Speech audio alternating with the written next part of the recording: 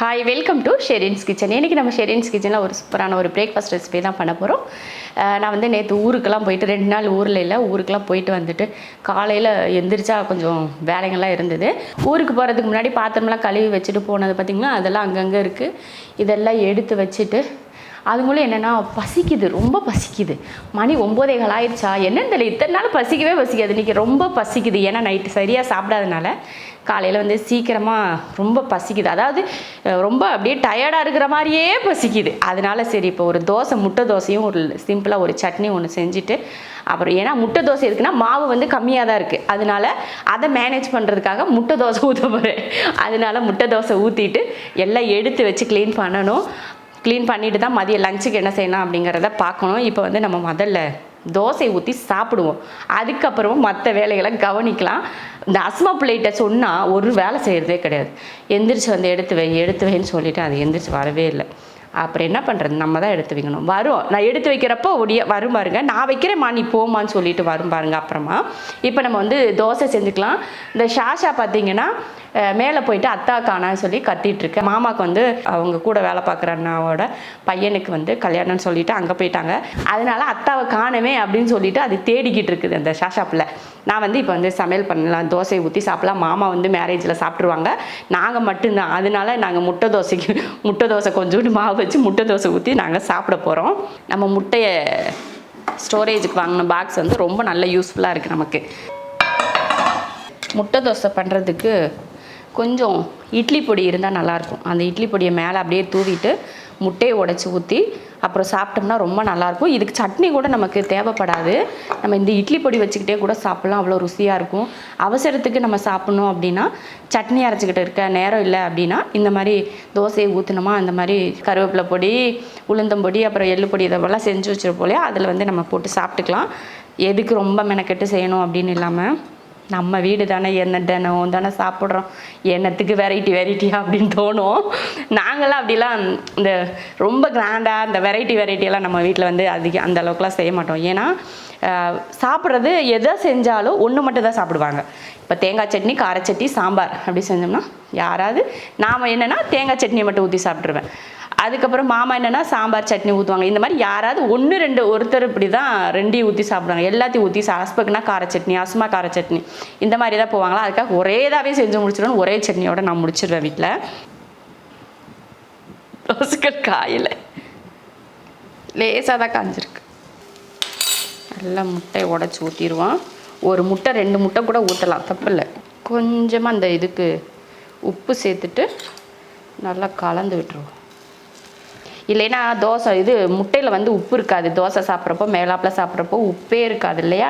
அதனால் கொஞ்சம் உப்பு தூவிட்டு நீங்கள் வந்து இந்த மாதிரி கலந்து விட்டிங்கன்னா முட்டையிலையும் நல்லா உப்பு இருக்கும். அவ்வளோதான். இதுக்கு மேலே அப்படியே இட்லி பொடி போட்டுடலாம். சூப்பரான முட்டை தோசை பார்த்தீங்களா, பார்க்குறக்கே சூப்பராக இருக்குது. இதுக்கு மேலே அப்படியே பூ போல் அப்படியே கொஞ்சம் தேங்காய் எண்ணெய், நான் எப்போயும் தோசைக்கு வந்து தேங்காய் எண்ணெய் தான் ஊற்றுவேன். அப்படியே லைட்டாக தேங்காய் எண்ணெய் ஊற்றி விட்ருவோம். சூப்பரான தோசை ரெடி. அவ்வளோதான், எடுத்துடலாமா. சூப்பரான முட்டை தோசை ரெடி. பார்த்தீங்களா, 2 தட்டுலையும் பார்த்தீங்கன்னா தோசை ஊற்றியாச்சு.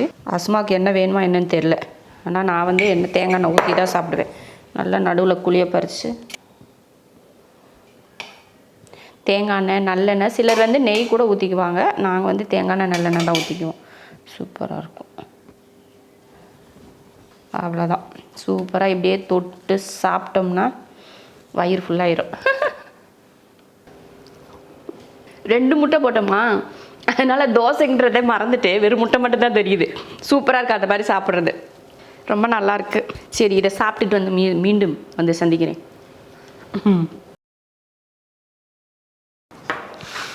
இப்போ நம்ம வந்து கவுண்டர் டாப்பெல்லாம் க்ளீன் பண்ணிட்டேன். இதெல்லாம் எடுத்து வைக்கலாம், ஒவ்வொன்றா எடுத்து வைக்கலாம் அப்படின்றக்காக எடுத்து வைக்கேன். முதல்ல வந்து நம்ம இந்த அடுப்புக்கிட்ட நான் வந்து உப்பு, எண்ணெய் இதெல்லாம் வச்சுருப்பேன் இல்லையா, அதை வந்து நீட் பண்ணி கழுவி ஊருக்கு போகிறதுக்கு முன்னாடி அதெல்லாம் கழுவி எடுத்து வச்சு, உப்பு மட்டும் இதில் எப்போயுமே உப்பு காலி பண்ண மாட்டோம் இல்லையா, அதெல்லாம் உப்பு மட்டும் அதில் இருக்குது.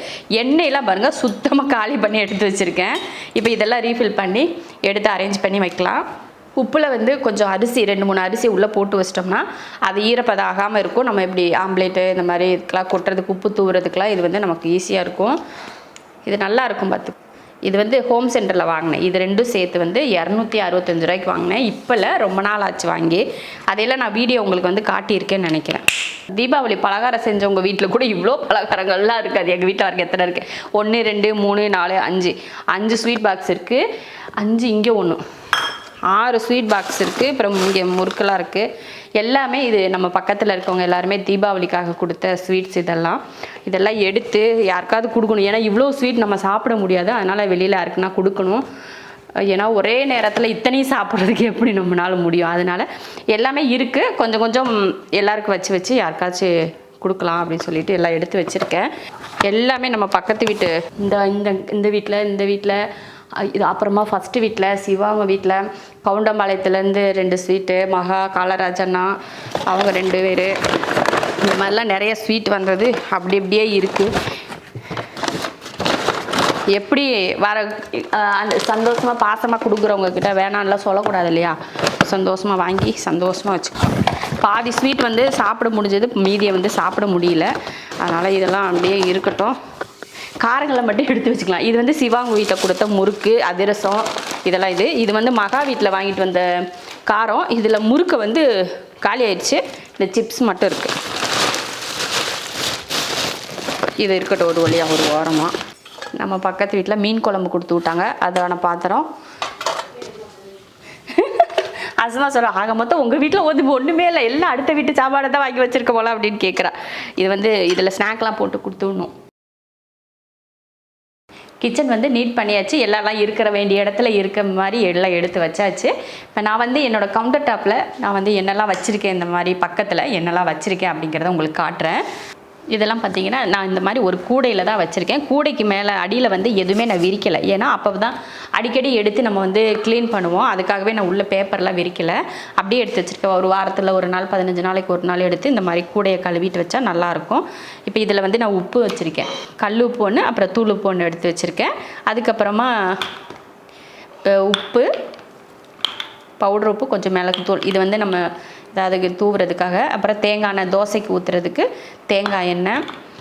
அதுக்கப்புறம் இந்த மாதிரி சின்னதுலேயும் வந்து ப்ரஷ் பண்ணுறதுக்கு மாதிரிலாம் ஏதாவது யூஸ் பண்ணோம்னா அதுலேயும் கொஞ்சம் தேங்காய் எண்ணெய். தோசை, பணியாரம் இந்த மாதிரி ஏதாவது நம்ம பண்ணுறதுக்கு நான் தேங்காய் எண்ணெய் தான் அதிகமாக யூஸ் பண்ணுவேன். அதுக்கப்புறம் இது வந்து சமையலுக்கு யூஸ் பண்ணுறதுக்கு 2 பாட்டிலில் எண்ணெய் ஊற்றி வச்சுருக்கேன். எனக்கு வந்து அதிகமாக எண்ணெய் தேவைப்படுறதுனால நான் 2லேயுமே ஒரே எண்ணெய் தான் ஊற்றி வச்சுருக்கேன். அதுக்கப்புறம் இது என்னென்னா சும்மா ஒரு அழகுக்காக இது இருக்கட்டும் அப்படின்னு சொல்லிட்டு இந்த ஃப்ளவர் வாஸ் வந்து இங்கே எடுத்து வச்சுருக்கேன். இது வந்து தனியாக எடுக்கிறது தான் பாருங்கள். பார்க்குறதுக்கு கலர் வந்து ரொம்ப அழகாக இருக்குது பாருங்கள்.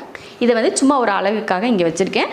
நான் இதில் வந்து முதல்ல இந்த எண்ணெய் பாட்டில் பக்கத்தில் கத்தியும் சேர்த்து நான் ஒரு ஸ்டாண்டர்டும் ஒன்று வாங்கி வச்சுருந்தேன் பார்த்தீங்களா, அது வச்சுருந்தேன். அதை இப்போ வந்து இந்த இடத்துல வச்சுருக்கேன். ஏன்னா இந்த கத்தி வந்து 3000 ரூபாய்க்கு வாங்கினேன். ஆனால் இது வந்து ரொம்ப மோசம், ஒர்த்தே கிடையாதுன்னு தான் நான் சொல்லுவேன். வேஸ்ட். இது யாராவது வாங்கணும் அப்படின்னா கண்டிப்பாக இது வேண்டாம், வாங்க வேண்டாம்னு தான் நான் வந்து சொல்வேன். உங்களுக்கு எப்படி யூஸ் பண்ணுறீங்கன்னு எனக்கு தெரியல. ஆனால் என்னை பொறுத்த வரைக்கும் இந்த மாதிரி கத்திங்க வந்து வேஸ்ட்டு தான். நம்ம நார்மலாக கடைகளில் வந்து சிங்கிளாக வாங்குகிறோம் பார்த்தீங்களா, அந்த கத்திங்கெல்லாம் ரொம்ப நல்லாயிருக்கு. நல்லா இந்த மாதிரி ஷார்ப் பண்ணுறதுக்குலாம் இருந்துச்சுன்னா பண்ணிடலாம். ஆனால் இதுவுமே பார்த்தீங்கன்னா வலு இருக்குது. கத்தி என்ன தான் தேய்ன்னு தேய்ச்சாலும் நல்ல பதம் வரமாட்டேங்குது. இருக்கிற எந்த கத்தியுமே வேஸ்ட். ஒரு தடவை வெட்டினோம்னா அடுத்த தடவை ஒரு தக்காளியை கூட வெட்டாது, அந்தளவுக்கு மோசமாக இருக்குது. சிசர் மட்டும்தான் நமக்கு இப்போதைக்கு யூஸ் ஆகுது. அதனால் சிசர் மட்டும்தான் நம்ம யூஸ் பண்ண முடியுது. அதனால் இது எதுக்கு இடத்தங்கினக்குள்ளே காத்துட்ருக்கு அப்படின்னு சொல்லிட்டு சரி இது மேலே எடுத்து வச்சிடலாம் அப்படின்னு சொல்லிட்டு நான் மேலே தூக்கி வச்சுட்டேன். இந்த இடத்துல வச்சுட்டேன். சரி இது கூட கொஞ்சம் பார்க்குறதுக்கு அழகாக இருக்குது, அதனால் இங்கே இருக்கட்டும் அப்படின்னு சொல்லிட்டு இங்கே எடுத்து வச்சிட்டேன். அப்புறம் நம்ம கிச்சன் எல்லாம் பாருங்கள் நீட் பண்ணி எடுத்து வச்சிட்டேன். எல்லாத்தையும் எடுத்து வச்சாச்சு. அடுத்ததாக வந்து நம்ம அது லஞ்சுக்கு வந்து சமைக்கணும். அதுக்கு மாமா வந்து மேரேஜுக்கு போயிருந்தாலே வர வழியில் வந்து நாட்டுக்கோழி வாங்கிட்டு வந்தாங்க. அதை வந்து குழம்பு பண்ண போகிறேன். அதுக்கு முன்னாடி இஞ்சி பூண்டு பேஸ்ட், அது மூலியம் கொஞ்சம் நேரத்தில் ஒரு சாப்பிட்டுட்டு கொஞ்சம் ரெஸ்ட் எடுத்தேன் பார்த்தீங்களா, அந்த டைமில் வந்து இஞ்சி பூண்டு பேஸ்ட்டுக்கு வந்து அதையும் எடுத்து க்ளீன் பண்ணி உரித்து எடுத்து வச்சாச்சு. அதையும் அரைச்சிட்டு அரிசியும் ஊற வச்சுருக்கேன். நான் இங்கே இருந்த கப்புங்க எல்லாத்தையுமே கசகசன்னு இருந்துச்சு. அதெல்லாம் எடுத்து வேறு இடத்துல மாற்றி வச்சுட்டு நம்ம புதுசாக வாங்கியிருந்தோம் அன்றைக்கி வீடியோவில் கூட சொல்லியிருந்தாலும் அந்த கப்புங்களையெல்லாம் இங்கே வந்து நான் அடக்கி வச்சிட்டேன். இது வந்து உப்பு தான். இது வந்து நான் வெளியில் எங்கன்னா மாடியில் இல்லை எங்கன்னா சமைச்சேன்னா எடுத்துகிட்டு போகிறதுக்கு யூஸ் பண்ணுறதுக்காக இதில் ஒரு கல்லுப்பு தூளுப்பு போட்டு வச்சுருக்கேன். அதுதான். அப்புறம் இந்த கப்புங்கெல்லாம் இங்கே அடுக்கி வச்சிட்டேன். அழகாக ரெகுலராக இது யூஸ் பண்ணிக்கலாம் அப்படின்னு இங்கே அடுக்கி வச்சுருக்கேன். இது வந்து பார்த்திங்கன்னா புதுசாக இப்போ வந்து கொஞ்சம் மணி பிளான்ட்லாம் போட்டு வச்சுருக்கேன். அப்புறம் இது ரெண்டுமே உங்களுக்கு தெரியும், நான் முன்னாடியே சொல்லியிருக்கேன். இதில் கல்லுப்பு, இது வந்து தூளுப்பு, பெரிய இதில் போட்டு வச்சுருக்கேன். இதில் வந்து நிறையா இருக்கும். இதுலேருந்து கொஞ்சம் கொஞ்சமாக எடுத்து நான் அந்த சின்னதில் வந்து ரீஃபில் பண்ணி அங்கே பக்கத்தில் வச்சு அதையும் வந்து யூஸ் பண்ணிக்குவேன். அப்புறம் இது வந்து சும்மா தான் இருக்குது அப்படின்னு சொல்லிட்டு அந்த மேலே இருக்க திண்டு மேலே வச்சுருந்தேன். அதை வந்து சரி இந்த ஸ்டாண்டு சும்மா இருக்கே அப்படின்னு சொல்லிட்டு இது மேலே இந்த செடி இது வந்து அங்கே வச்சுருந்தேன். அதையும் தூக்கி இங்கே வச்சுட்டு இது இங்கே வச்சாச்சு. பார்க்குறதுக்கும் கொஞ்சம் டிஃப்ரெண்ட்டாக இருக்குது பார்த்தீங்களா. சரி இது இங்கே இருக்கட்டும் ஓரளவுக்கு அப்படின்னு சொல்லி அதையும் இங்கே வச்சுட்டேன். பார்க்குறதுக்கு நீட்டாகிடுச்சு வீடு பார்த்திங்கன்னா சில நேரங்களில் பார்த்திங்கன்னா அங்கங்கே எடுத்து போட்டுருவோம். அதை எடுத்து நான் அரேஞ்ச் பண்ணி வைக்கிறதுக்கே பார்த்திங்கன்னா 1 மணி நேரத்துக்கு மேலே ஆயிரும். ஏன்னா வீட்டுக்கு அஸ்மா அஸ்பக் மாமா யாருமே பார்த்திங்கன்னா ஒரு பொருளை எடுத்து அங்கனே போட்டு போயிடுவாங்க. அங்கங்கே வச்சுட்டு போயிடுவாங்க. பாத்திரம் கழுவி அங்கே எடுத்து வச்சோம்னா அப்படியே அந்த லைனாக வச்சு விட்டு போயிடுவாங்க. இந்த மாதிரி பண்ணிடுவாங்க. இதை எடுத்து வைக்கிறக்கே எனக்கு தனியாக ஒரு நேரம் தேவைப்படும். 1 மணி நேரம் 2 மணி நேரம் ஆயிரும் எல்லாம் எடுத்து நீட் பண்ணி எடுத்து வைக்கிறதுக்கு. இப்போ நான் இப்படி வச்சுருப்பேன்னா சாயங்காலம் பார்த்திங்கன்னா வேறு மாதிரி பண்ணி விட்டு போயிடுவாங்க. மறுபடியும் எடுத்து எல்லாத்தையும் நீட் பண்ணி வை இந்த மாதிரி தான் வச்சு பொழப்பு ஓடிக்கிட்டு இருக்கு எனக்கு. சின்ன பிள்ளைங்க குழந்தைங்களை வச்சுருக்க வீட்டில் கூட பார்த்திங்கன்னா அது அந்த இடத்துல இருக்கும். ஆனால் நம்ம வீட்டில் எல்லாம் வளர்ந்துட்டாங்க. ஆனால் எந்த பொருளும் எடுத்த இடத்துல வைக்க மாட்டேங்கிறாங்க. அது வளர்ந்த யானைக்குட்டிங்கன்னு தான் சொல்லணும், குழந்தைங்கன்னு சொல்லக்கூடாது. வளர்ந்த ஆனைக்குட்டி அவ்வளோதான். இதுதான் என்னோடய கவுண்டர் டாப்பில் நான் மெயினாக இது வச்சுருப்பேன். அப்புறம் அங்கே வந்து பழங்கள் எதுனா இருந்ததுன்னா அந்த பழங்கள் வந்து அங்கே எடுத்து வச்சுருவேன். இது வந்து அங்கே தான் வச்சுருப்பேன் நான். இங்கனக்குள்ளே வைக்கலாம். நமக்கு வந்து வீடியோலாம் எடுக்கிறதுனால நமக்கு வந்து இது கொஞ்சம் டிஸ்டர்பாக இருக்கும் அப்படின்றதுக்காக தான் இந்த இடத்துல இல்லை. ஏன்னா இந்த மாதிரி எடுக்கிறப்போ இது வந்து எனக்கு மறைக்கும். அதனால் சரி நான் வந்து இந்த பக்கமாக மாற்றி வச்சுக்கிறேன். நார்மலாக நம்ம சும்மா வீடியோக்கெலாம் சமைக்கிறோம் அப்படின்னா இங்கே வச்சுக்கலாம். ஈஸியாக தான் இருக்கும். நமக்கு கைவாக்கு வந்து இருக்கும். நம்ம வீடியோக்காக தான் செய்கிறோம் அப்படிங்கிறதுனால இந்த பக்கம் இருந்தால் நமக்கு வீடியோக்கு இது மறைக்காது. அதனால் இந்த மாதிரி சமைச்சா இந்த மாதிரி தான் குக்கர் இதெல்லாம் இங்கனக்குள்ளே வச்சுக்குவேன். அவ்வளோதான். நம்ம வீட்டு கிச்சனை வந்து உங்களுக்கு நான் அடிக்கடி காட்டுறேன். ஆனால் இன்றைக்கி கொஞ்சம் வந்து நான் கவுண்டர் டாப்பில் இதுக்கு முன்னாடி என்னெல்லாம் வச்சுருக்கேன் அப்படிங்கிறத நான் காட்டல. நான் வந்து அப்பப்போ என்ன பண்ணுவேன்னா கிச்சனை வந்து மாற்றி ஒவ்வொரு பொருளையும் மாற்றிட்டு வேறு மாதிரி மாற்றி வச்சு எடுத்து பண்ணிகிட்ருப்பேன். அதுதான் இன்றைக்கி நான் வந்து உங்களுக்கு காட்டியிருக்கேன். இதை விட இது கொஞ்ச நாள் போர் அடிச்சிருச்சுன்னா அடுத்து வேறு ஏதாவது செடிங்களை வச்சுட்டு அதுக்கப்புறமா இந்த மாதிரியெல்லாம் அரேஞ்ச் பண்ணி இப்படிலாம் கொஞ்சம் அப்படி மாற்றி வச்சுக்கணும். ஒரு வீட்டில் வந்து பெண்களை பொறுத்த வரைக்கும் நம்ம ஒரு கிச்சனை வந்து இவ்வளோ அழகாக வச்சுக்கணும் அப்படின்னு சொல்லி எல்லாருமே ஆசைப்படுவோம். ஒரு கிச்சன் எந்த அளவுக்கு வச்சுக்கிறோமோ அதை பொறுத்து தான் நம்ம வீடை எவ்வளோ நேசிக்கிறோம் அப்படிங்கிறது நமக்கு எல்லாருமே நேசிக்கிறோம் அப்படின்றது எல்லாருக்கும் தெரியும். அந்த மாதிரி தான் ஒரு கிச்சன் வந்து எந்த அளவுக்கு நம்ம ஒரு நீட்டாக வச்சுக்கிறோமோ அதே பொறுத்து தான் நம்ம வீடு எவ்வளோ நல்லா நம்ம பார்த்துக்கிறோம் அப்படின்றது இருக்குது. அதனால் ஒவ்வொரு லேடிஸுமே எல்லாருக்குமே கிச்சனை வந்து அழகாக வச்சுக்கணும் அப்படின்னு தான் எல்லாருமே விரும்புவோம். அதே போல் தான் எனக்கும் ரொம்ப ஆசை. கிச்சன் மட்டும் இல்லை வீடை வந்து எப்போயுமே நீட்டாகவே வச்சுருக்கணும் அப்படின்னு சொல்லி தான் எனக்கும் ரொம்ப ஆசை. அதனால் வீட்டில் இவங்க என்ன பண்ணாலும் சரி நான் எடுத்து வச்சுக்கிட்டே தான் இருப்பேன். இந்த மாதிரி பண்ணிக்கிட்டே தான் இருப்போம். அவ்வளோதான். என்னோட கவுண்டர் டாப் வந்து உங்களுக்கு நான் அரேஞ்ச் பண்ணி வச்சுருக்கிறது உங்களுக்கு பிடிச்சிருக்கா அப்படின்னு சொல்லிட்டு கமெண்ட்டில் சொல்லுங்கள். பிடிச்சிருந்தா லைக் பண்ணிவிட்டு ஷேர் பண்ணிவிட்டு நம்ம ஷெரின்ஸ் கிச்சன் சேனலை சப்ஸ்கிரைப் பண்ணி பக்கத்தில் இருக்க பெல் ஐக்கானை கிளிக் பண்ணி வச்சுக்கோங்க.